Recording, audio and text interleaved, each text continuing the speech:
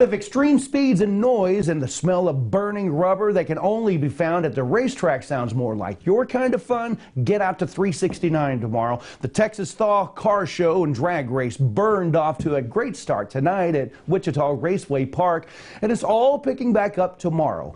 Texas Thaw events involve pre-1973 vehicles like dragsters and funny cars, gassers, and super stocks. Mini bikes are there too.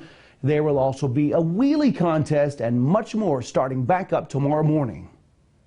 Spectators, the gates open at 10 o'clock. The car show will be started also at 10 o'clock, so you can start coming out at 8 o'clock to get set up, and we'll be racing all day long tomorrow.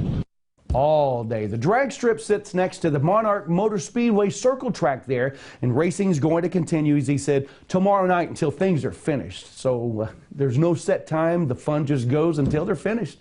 Well, if you'd like to head on out there, tickets are $15 for spectators. Kids 12 and under, though, they get in free. Oh, that looks like so much fun. It does. I wish we could hear the sounds of all these engines. I know, those old cars. How neat is that? I know it. What a good time.